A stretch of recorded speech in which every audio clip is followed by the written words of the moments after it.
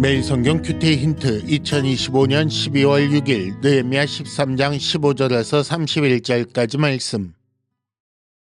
그때에 내가 본즉 유다에서 어떤 사람이 안식일에 술틀을 밟고 곡식단을 나귀에 실어 운반하며 포도주와 포도와 무화과와 여러 가지 짐을 지고 안식일에 예루살렘에 들어와서 음식물을 팔기로 그날에 내가 경계하였고, 또 두로 사람이 예루살렘에 살며 물고기와 각양 물건을 가져다가 안식일에 예루살렘에서도 유다 자손에게 팔기로 내가 유다의 모든 귀인들을 꾸짖어 그들에게 이르기를 너희가 어찌 이 악을 행하여 안식일을 범하느냐. 너희 조상들이 이같이 행하지 아니하였느냐. 그래서 우리 하나님이 이 모든 재앙을 우리와 이 성읍에 내리신 것이 아니냐.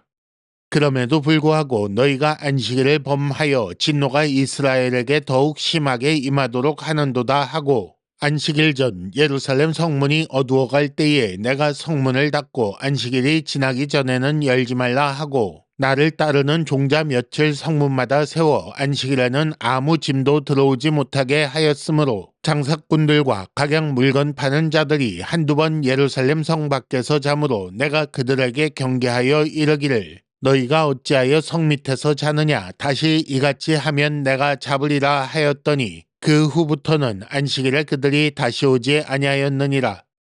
내가 또 레위 사람들에게 몸을 정결하게 하고 와서 성문을 지켜서 안식일을 거룩하게 하라 하였느니라. 내 하나님이여, 나를 위하여 이 일도 기억하시옵고 주의 크신 은혜대로 나를 아끼시옵소서. 그때에 내가 또 본즉 유다 사람이 아스돗과 암몬과 모압 여인을 맞아 아내로 삼았는데 그들의 자녀가 아스돗 방언을 절반쯤은 하여도 유다 방언은 못하니 그 하는 말이 각 족속의 방언이므로 내가 그들을 책망하고 저주하며 그들 중 몇 사람을 때리고 그들의 머리털을 뽑고 이르되 너희는 너희 딸들을 그들의 아들들에게 주지 말고 너희 아들들이나 너희를 위하여 그들의 딸을 데려오지 아니하겠다고 하나님을 가리켜 맹세하라 하고, 또 이르기를 옛적에 이스라엘 왕 솔로몬이 이 일로 범죄하지 아니하였느냐. 그는 많은 나라 중에 비길 왕이 없이 하나님의 사랑을 입은 자라. 하나님이 그를 왕으로 삼아 온 이스라엘을 다스리게 하셨으나 이방 여인이 그를 범죄하게 하였나니 너희가 이방 여인을 아내로 맞아 이 모든 큰 악을 행하여 우리 하나님께 범죄하는 것을 우리가 어찌 용납하겠느냐.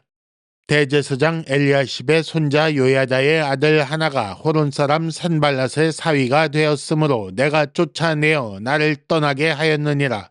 내 하나님이여, 그들이 제사장의 직분을 더럽혔고 제사장의 직분과 레위 사람에 대한 언약을 어겼사오니 그들을 기억하옵소서. 내가 이와 같이 그들에게 이방 사람을 떠나게 하여 그들을 깨끗하게 하고, 또 제사장과 레위 사람의 반열을 세워 각각 자기의 일을 맡게 하고, 또 정한 기한에 나무와 처음 익은 것을 드리게 하였사오니 내 하나님이여, 나를 기억하사 복을 주옵소서. 아멘.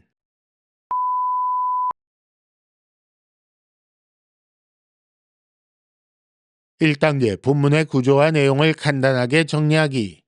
오늘 말씀은 느헤미야가 율법에 비추어 잘못된 일들을 바로잡은 이야기 후반부입니다. 먼저 15절에서 18절까지 안식일에 일하며 장사하는 자들을 꾸짖은 일이 기록되어 있고, 이어지는 19절에서 22절은 이에 대한 느헤미야의 조치와 그의 기도의 내용입니다. 또 23절부터 27절까지는 이방 여자를 아내로 맞은 자에 대해 책망했던 일이 나오고, 이어지는 28절과 29절은 이방 사람의 사위가 된 자에 대한 조치와 기도입니다. 그리고 마지막으로 30절과 31절은 느헤미야의 기도의 내용입니다. 본문은 느헤미야가 첫째, 안식일에 일하고 장사하는 것과 둘째, 이방 사람과 통혼한 일에 대해 책망하며 조치한 것을 기록하고 있습니다.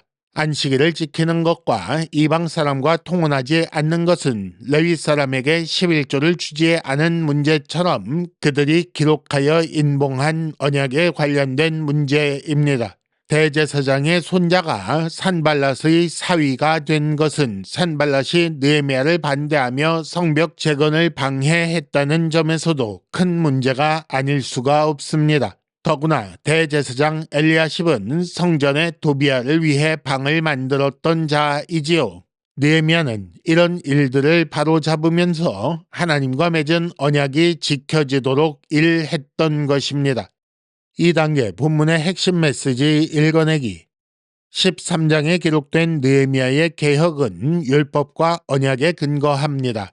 모세의 책을 낭독하고 그 율법에 따라 삶을 바로잡습니다. 또 공동체가 기록하고 인봉한 언약에 신실하기 위해 레위 사람들에게 11조를 주지 않은 잘못을 바로잡고 안식일에 일하며 장사하는 것을 막기 위해 조치를 취하며 언약을 어기고 이방 사람과 통혼한 자들을 징계합니다.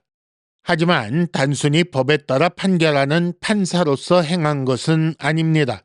율법, 즉 하나님의 가르침을 따라 살지 않았던 역사와 그로 말미암아 이미 겪은 재앙을 상기시키며 율법을 적용시킵니다.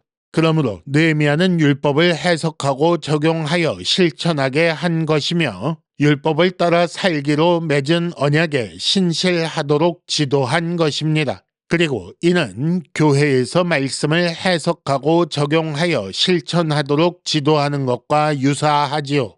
성벽 재건을 목표로 예루살렘에 돌아온 느헤미야는 다시 성벽이 무너지게 할 수 있는 일들에 대해 경계한 것입니다.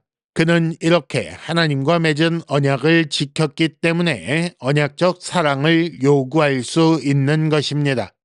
3단계 본문의 핵심 메시지를 현재로 연결시키기. 교회 개혁이 무엇인지 생각해 보시기 바랍니다. 교회 개혁이란 옛것을 무조건 버리고 새것을 마련하는 것이 아닙니다. 오히려 교회 개혁은 가장 옛것, 하나님의 말씀으로 돌아가는 것입니다. 새로운 해석, 새로운 적용, 새로운 실천이 아니라 세상과 섞이지 않은 순수한 하나님 말씀 앞에 자신을 세우는 것이 개혁입니다. 또 자기 삶에서 날마다 말씀에서 어긋난 부분을 찾아 제자리로 돌려놓는 것을 개혁이라고 할 수 있습니다. 교회가 해야 할 일에 대해 생각해 보시기 바랍니다. 느헤미야가 율법을 해석하고 적용하여 실천하게 하며 하나님과 맺은 언약에 신실한 삶을 살도록 지도한 것처럼 교회는 하나님 말씀을 바르게 해석하고 적용하여 실천하게 해야 하고 성도는 그 지도를 따라 언약의 신실한 삶을 살기 위해 힘써야 합니다. 이렇게 교회는 그리스도의 가르침을 가르치고 배우는 곳이며 그 가르침을 따라 사는 삶을 배워 익히는 공동체입니다. 큐티 힌트, 하나님은 언약의 신실한 성도에게 인자를 베푸십니다. 이상으로 2025년 12월 6일 매일 성경 큐티 힌트를 마칩니다. 여러분 큐티를 통해 은혜 많이 받으시기를 바랍니다.